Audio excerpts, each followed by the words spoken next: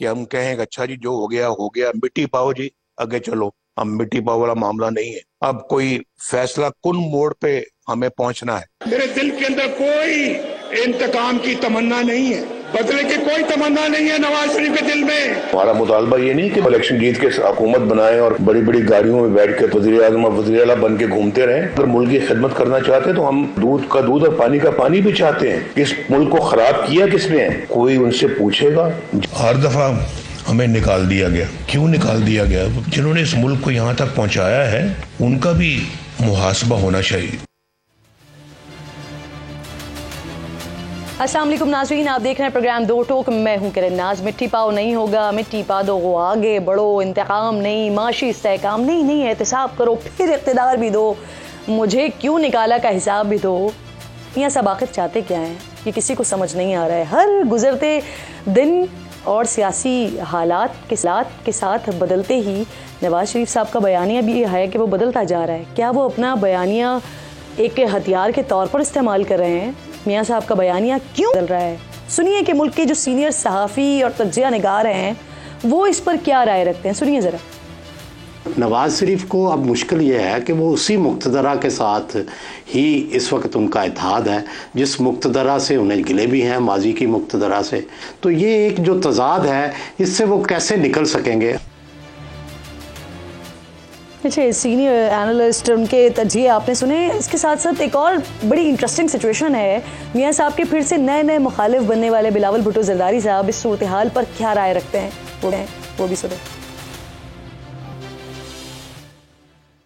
ये साहब जो है वो 90 के दहाई में IGI के सूरत में भी सिलेक्ट हुआ था, जिसने उसको लेकर आया था उससे लड़ पड़ा, दूसरी बार वजीर आजम बनाया, 2 तिहाई अक्सरियत दिलवाया गया, मियाँ साहब ने उन्हीं से लड़ा, तीसरी बार मियाँ साहब उन्हीं लोगों से लड़ पड़ा जिन्होंने करम किया।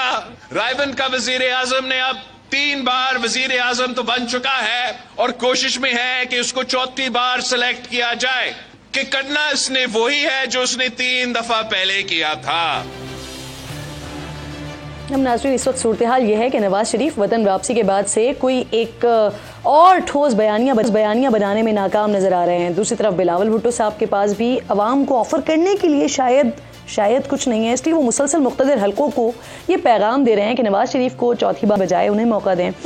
अब हैरत अंगेज़ तौर पर नून लीग की क़यादत बिलावल के किसी बयान पर रद्द अमल नहीं दे रही है। क्या इसकी वजह मुल्क में जो कौमी हुकूमत की बातें हो रही हैं जिसमें वज़ारत उज़्मा नून लीग की होगी और सदर क्या जरदारी साहब होंगे?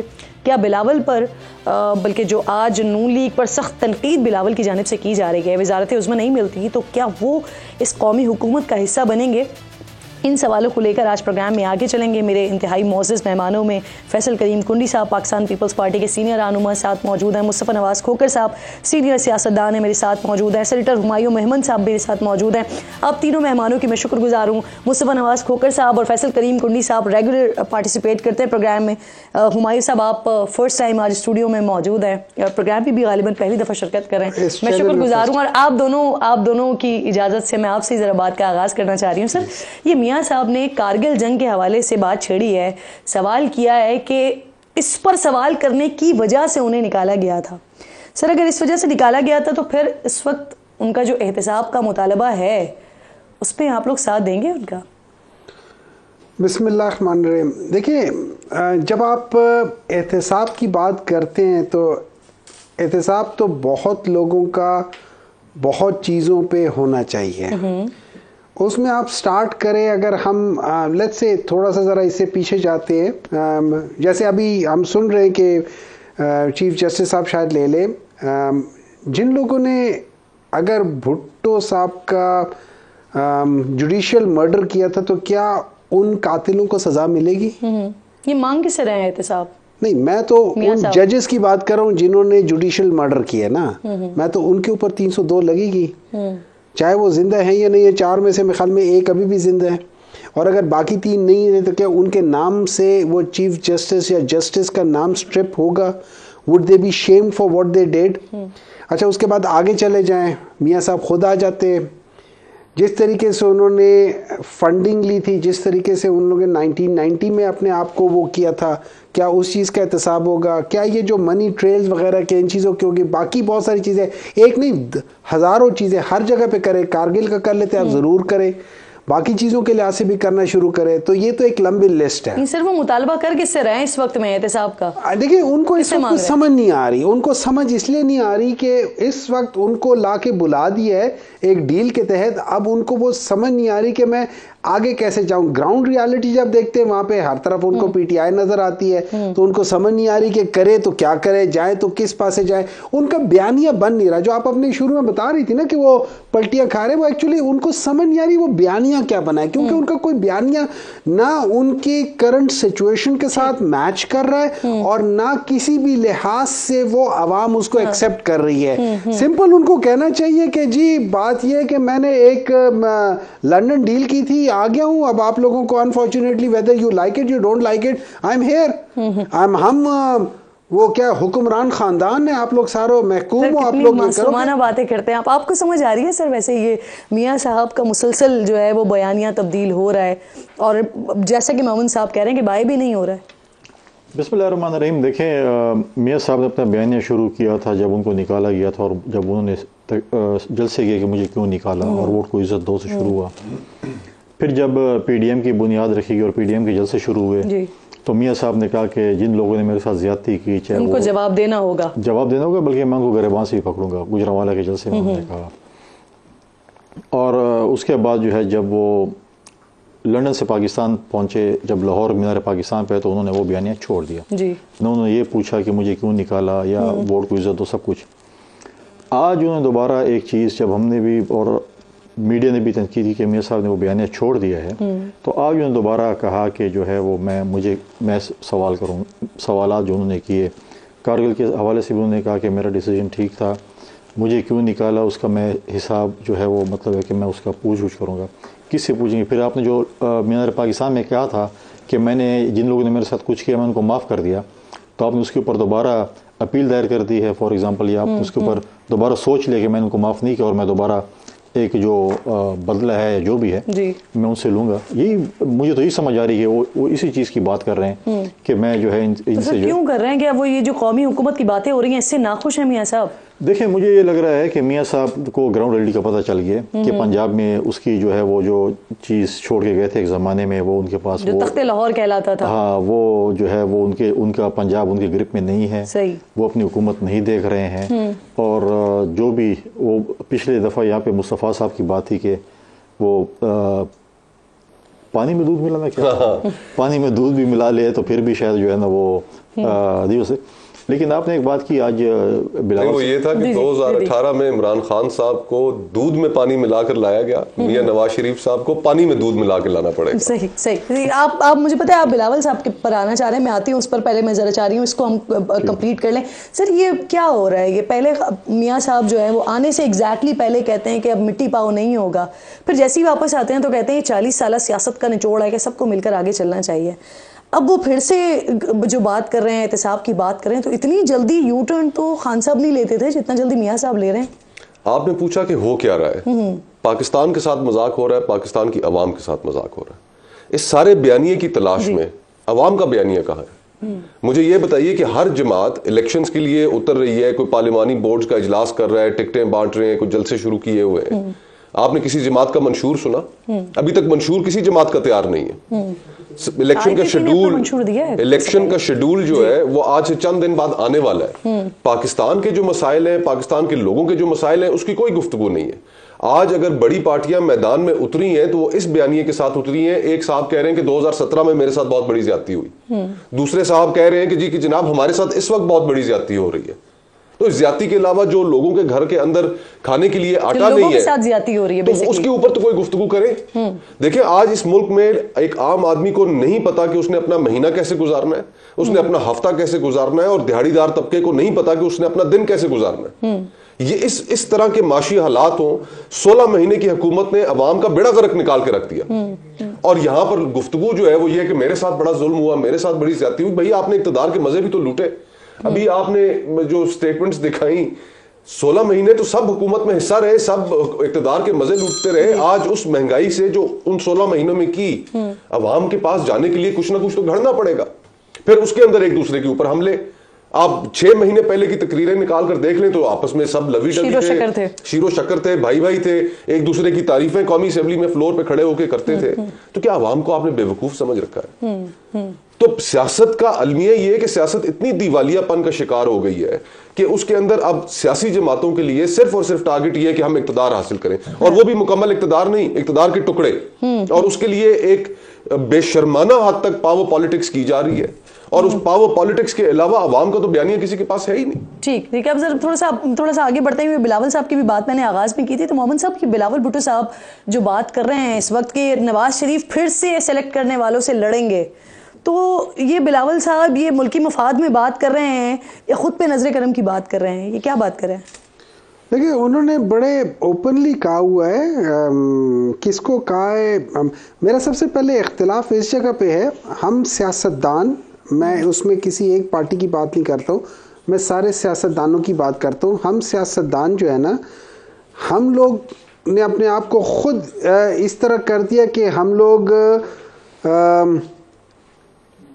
किसी की तरफ देखते हैं कि आप हमें कब सपोर्ट करोगे, which I think is really not right.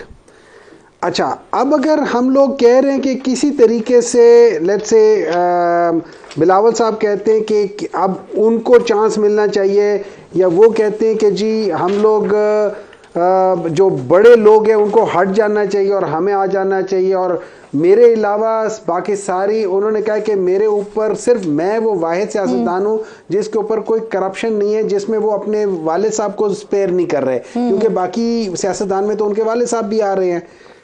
लेकिन ये at the end of the day हम लोग ये नहीं कहते कि भाई अवाम को इख्तियार देना चाहिए कि वो किसको चूज करते हैं। अगर अवाम बिलावल साहब को चूज करती है, सौ बिस्मिल्लाह। अगर अवाम मियां नवाज शरीफ साहब को चौथी बार छोड़े 10वीं बार चूज करती है। 2018 में दिया गया था सर अवाम को ये चांस। वैसे देखिए, मुझे एक बात पता है कब दिया गया था? 1954 के बाद। आप अग्री कर रहे हैं 2018 में नहीं दिया गया? कब? 2013 में दिया गया था, आरओस के इलेक्शंस में 2013 में दिया गया था। क्या 2010 में दिया गया था? क्या 2002 में दिया गया था? क्या 2024 में दिया जाएगा? क्या 1997 96 में था? 19 चले ऐसे कह लें कि जैसे 2008 में नहीं था, जैसे 2013 में नहीं था, उसी तरह से 2018 में भी अवाम का इख्तियार नहीं था। क्या 1971 में दिया गया था? चले जैसे 1971 में नहीं था ना, बात ये वैसे 2018 में भी नहीं था। देखिए मेरी बात सुने, इस पाकिस्तान का जो असल मसला है ना वो ये है कि यहाँ पे जो जब आप पावर पॉलिटिक्स करते हैं ना, वहाँ जो बैलेंस ऑफ पावर है ना, वहाँ पे एक पावर जो है ना वो बैलेंस ऑफ पावर अपने पास रखती है थ्रू सर्टेन ग्रुप्स। जी, यही 2018 में भी यही हुआ था। उन्हीं बैलेंस ऑफ पावर उन्होंने अपनी तरफ शिफ्ट कर दिया था। उस बैलेंस ऑफ पावर को दे वाज यूज्ड। जी जी, ठीक है, जिसकी वजह से आप चीजें इधर से उधर कर लेते होते हैं। ये चीजें खत्म होनी चाहिए अगर इस मुल्क ने तरक्की करना है। And that is the basic difference between Pakistan जी और इस इलाके में जो बाकी जो जितनी भी वो ममालिक हैं उनके अंदर वो क्यों तरक्की करें कि उनके अंदर ये प्रॉब्लम नहीं है। पर ना मैं कमेंट जरा मुस्तफा साहब का लेना चाह रही हूँ। मुस्तफा साहब ये क्योंकि आप अगेन आप बिलावल के करीब रहे हैं, तो ये जो अभी इस वक्त बिलावल साहब बात कर रहे हैं, चले आप जानते तो हैं, आप जानते तो हैं, उनसे तो मैं खबर लूंगी ना, आपसे तो मैं एनालिसिस ले रही हूँ। तो ये जो बिलावल बात कर रहे हैं ये किस कॉन्टेक्स्ट में कर रहे हैं? मुल्की मफाद में बात कर रहे हैं, ये अपने लिए बात कर रहे हैं? देखें, मेरे लिए ज्यादा तो मुनासिब नहीं है कमेंट करना। एक पुरानी एसोसिएशन है तो वो थोड़ा सा एहतराम और इख्तिलाफ के दायरे में रहते हुए मैं एक डिस्टेंस रखता हूँ। लेकिन विजिबली तो यही नजर आ रहा है कि वो एक स्पेस हासिल करने की कोशिश कर रहे हैं जी। वो स्पेस उन्हें मिल नहीं रही, और उस स्पेस के सामने जो रुकावटें हायल है वो पार्टी में फैसल और दीगर दोस्तों को कोशिश करनी चाहिए कि वो स्पेस उनके लिए हासिल करें। लेकिन एंड ऑफ द डे जो प्रॉब्लम है उस प्रॉब्लम से वो भी बहुत ज्यादा दूर नहीं है। मिसाल के तौर पे कि अगर आज People's Party level playing field की बात करती है तो अगर वही लोग बाप के जो मुस्लिम लीग नून में शामिल हुए पीपल्स पार्टी में शामिल हो जाते तो कोई गिला नहीं था। अगर जनूबी पंजाब में जो लोग इस्तेहकाम में चले गए पीपल्स पार्टी में शामिल हो जाते तो कोई गिला नहीं था।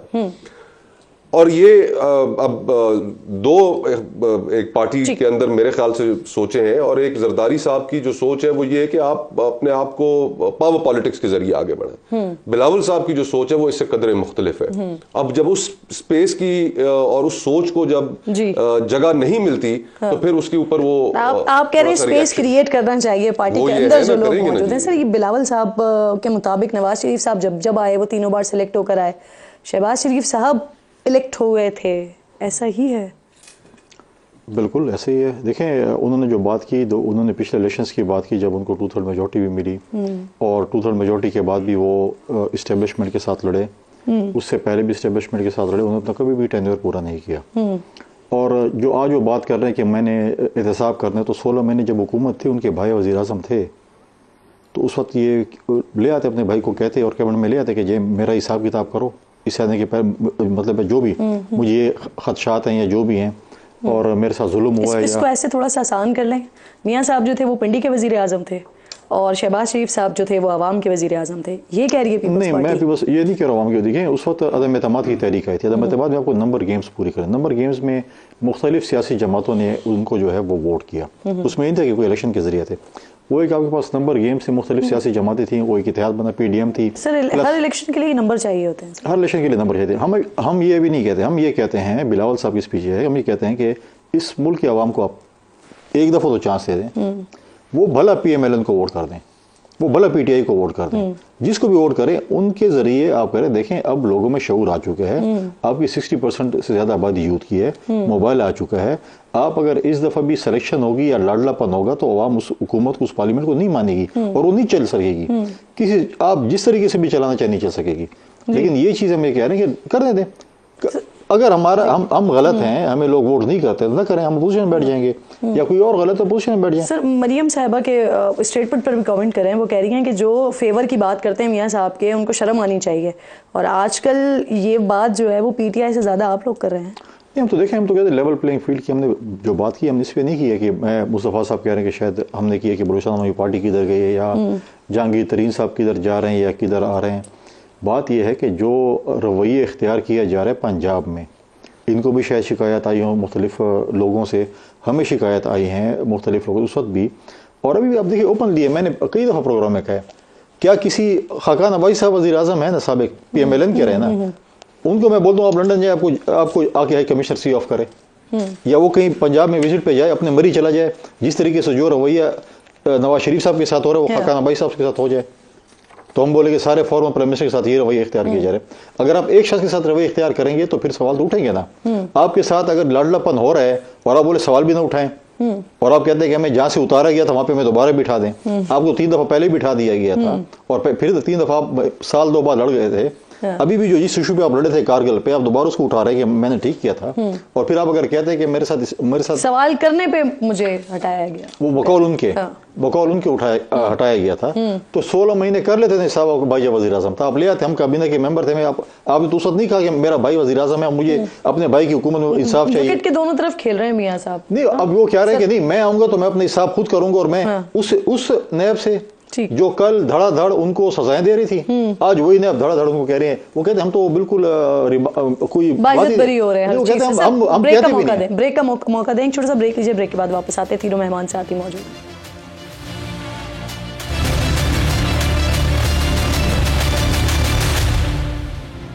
प्रोग्राम में एक बार फिर जी आपको खुशामदीद कहती हूँ। मेरे इंतहाई मोअज़्ज़ज़ मेहमान स्टूडियो में साथ मौजूद हैं। बाबर आवान साहब ने गुफ्तगू की है। सर, बाबर आवान साहब पीपल्स पार्टी का हिस्सा रहे हैं, आप बड़े अच्छे तरीके से जानते हैं उनको। वो जो बात कर रहे हैं इस वक्त के खान साहब बतौर गवाह जनरल बाजवा और अमरीकी सफारतकार दोनों को अदालत बुलवा सकते हैं, कामयाब हो पाएंगे? वो कोशिश कर लें।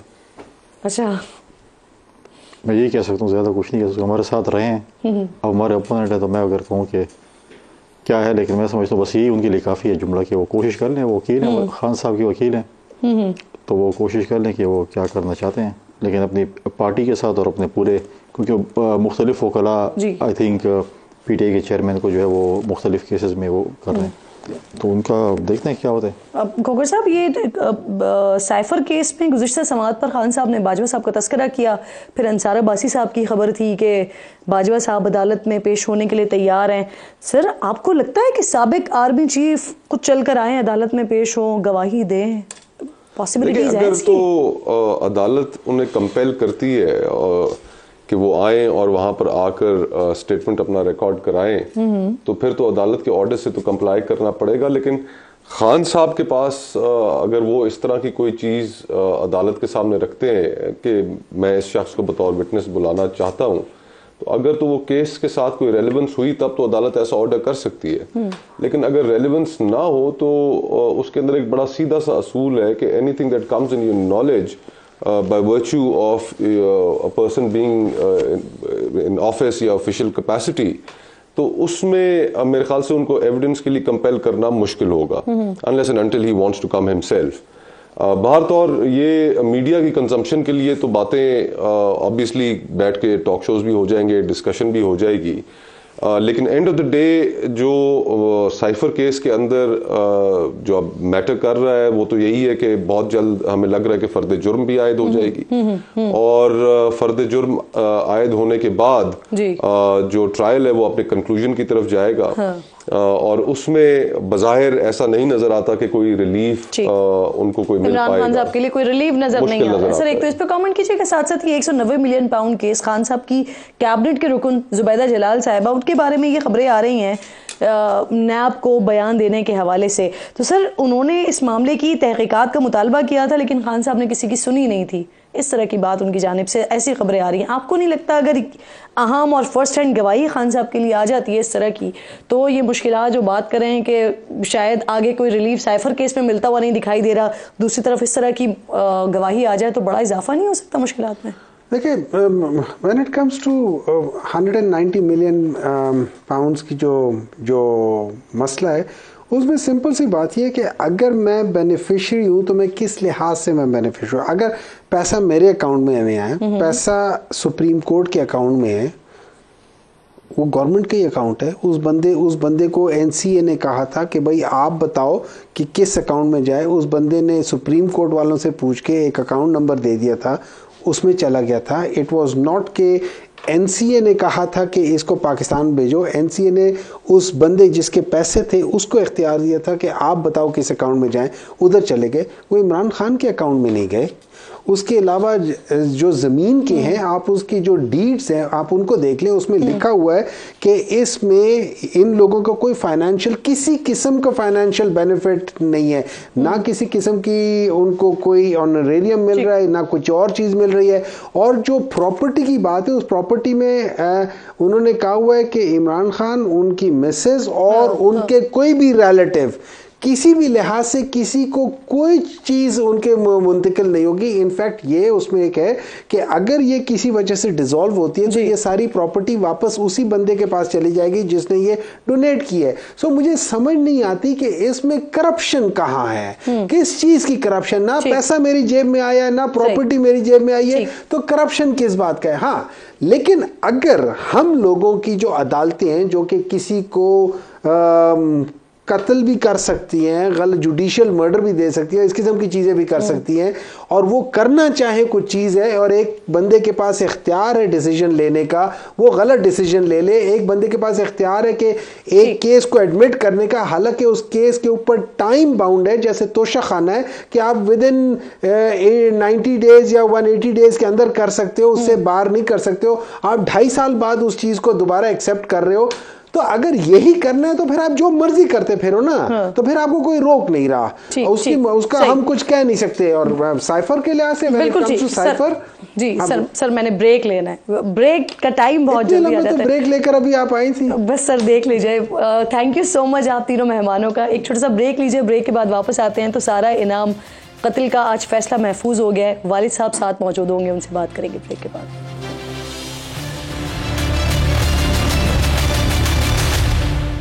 प्रोग्राम में एक बार फिर जी आपको खुशामदीद कहती हूँ नाज़रीन। 1 साल 2 माह की तवील कानूनी कार्रवाई के बाद इस्लामाबाद की सेशन अदालत ने सारा इनाम कत्ल केस का फैसला महफूज कर लिया है। कैनेडियन निजाद सारा इनाम को गुज़िश्ता बरस 23 सितंबर को मारूफ सहाफ़ी अयाज अमीर के साहबजादे शाहनवाज अमीर ने मुबैना तौर पर कत्ल कर दिया था। पुलिस के मुताबिक मुलजिम ने कत्ल से पहले सारा पर बदतरीन तशद्दुद किया और फिर सर पर डंबल मारकर उनकी जान ले ली। मुलजिम ने लाश बाथरूम के टब में छुपा दी थी। इसी पर बात करने के लिए प्रोग्राम में मुझे इनामुर रहीम साहब ज्वाइन कर चुके हैं, मकतूला सारा इनाम के। बहुत शुक्रिया सर, मैं शुक्रगुजार हूँ आपकी कि आपने वक्त दिया कीमती। सर, तवील कानूनी जंग, कानूनी कार्रवाई के बाद आज अदालत ने फैसला महफूज कर लिया। यकीनन ये सब इनाम साहब आपके लिए आसान नहीं होगा, इजी नहीं होगा, लेकिन क्या अब आप इस सारी कार्रवाई से मुतमईन हैं और क्या एक्सपेक्ट कर रहे हैं सर आप 14 दिसंबर को जो फैसला आने वाला है उससे? जी, सबसे पहले तो मैं आपका शुक्रगुजार हूँ। आप मीडिया के लोगों ने हमारा बहुत साथ दिया, हमें बहुत सपोर्ट किया और हमारी आवाज़ को दुनिया तक पहुँचाया। सारे सिलसिले में ये बहुत मुश्किल वक्त था हमारे ऊपर, हमें अल्लाह ताला ने बहुत बड़ी आजमाइश में डाल दिया और अब अल्लाह से दुआ करते हैं कि जल्दी हमें इंसाफ मिले। और इस सारे मसले में, इस सारे दौरान पुलिस ने हमें बहुत सपोर्ट किया, उनके विटनेसेस आते रहे, यहाँ मुख्तलिफ़ किस्म की डिलेज़ होती रही कोर्ट में, मगर कोर्ट के जजेस ने भी हमारा बहुत साथ दिया इस सिलसिले में कि उन्होंने जो कानूनी कार्रवाई थी उसको ज़्यादा लंबा डिले नहीं किया। वो every week, most of the time every week हमें पेशी मिलती थी। तो मैं इन सब लोगों का शुक्रगुजार हूँ और उम्मीद करता हूँ कि इंशाअल्लाह हमें इंसाफ मिले। इस दौरान 3 जजेस चेंज हुए, ये हमारे लिए काफ़ी सरप्राइजिंग था, मगर बहुत अच्छे लोग थे सभी के सब। मगर ये होता है कि इसमें डिले की ये भी वजह बन जाती है कि हर टाइम जज साहब को हमें फिर से, हमारे वकीलों को दोबारा से उन्हें एक किस्म का ब्रीफिंग देनी पड़ती है, जिससे डिले होता है। बिल्कुल सही कह रहे हैं आप सर। आपने सितंबर में आपने एक प्रेस कॉन्फ्रेंस की थी इनाम साहब, जिसमें आपने चीफ जस्टिस से नोटिस लेने का मुतालबा किया था, स्पीडी ट्रायल की दरखास्त आपकी तरफ से की गई थी। तो सर, आपको ऐसा क्यों लग रहा था कि स्पीडी ट्रायल नहीं हो रहा? क्या कहीं से किसी किस्म का कोई दबाव फेस कर रहे थे आप? नहीं, दबाव का तो मैं नहीं कह सकता हूँ, मेरे पर तो कोई दबाव नहीं था, मगर एक वजह जो हमें अक्सर फील हुई कि डिफेंस लॉयर साहब बहुत डिले करते थे। अक्सर वो देर से आते थे या कभी कभी वो पेशी जो थी वो हमारी नहीं हो पाती थी, यानी उस वीक नहीं हो जाती थी। इस दौरान कुछ पॉलिटिकल इवेंट्स भी ऐसे हुए थे कि जिसकी वजह से कुछ दफ़ा कोर्ट को भी प्रोसीडिंग्स उसमें नहीं चल सकी। तो अपेरेंटली जी हमें बताया ये जाता है कि ये केस तेजी से हुआ है, मगर मेरा ख्याल ये था कि ये और भी जल्दी हो सकता था। और अब हमें उम्मीद है कि अल्लाह हमें इंसाफ देगा। एक पिक्चर बड़ी वायरल हो रही है, मुलजिम शाहनवाज की पुलिस की हिरासत में है और सिगरेट उसकी जानिब से इस तरह के लगाए जा रहे हैं। ऐसा महसूस हो रहा है कि बगैर किसी डर और खौफ के जो है वो सिगरेट पी जा रही है। तो सर, आपको किसी वक्त में इस तरह का महसूस हुआ कि मुलजिम को कोई एक्स्ट्रा फेवर दी जा रही हो? मुझे तो हर दफ़ा वो जब कोर्ट में आता था तो मतलब कि उसको कोई ना उसकी हेल्थ डाउन फील होती थी, ना उसके फील ऐसे चेहरे से कुछ नज़र आता था कि उसको किसी किस्म की फिक्र है। I don't know, it's special personalities, these are violent people. ये नेचर में उनकी वायलेंस होती है, यानी internally they don't care perhaps, और उनके उसके ऊपर कोई असर नहीं था और उसको कोई रिमोर्स भी नहीं है मेरे ख्याल में।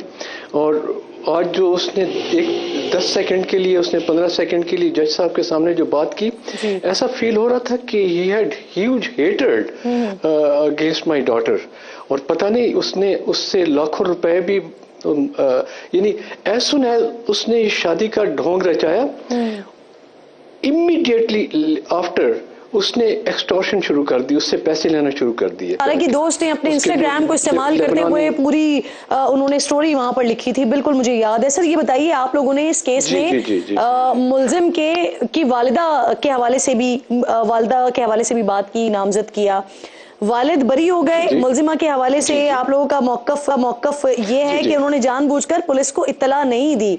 तो सर आपका मौकफ सिर्फ यही है कि आप ये समझते हैं कि उन्होंने मुलजिम शाहनवाज की मुआवनत भी की है?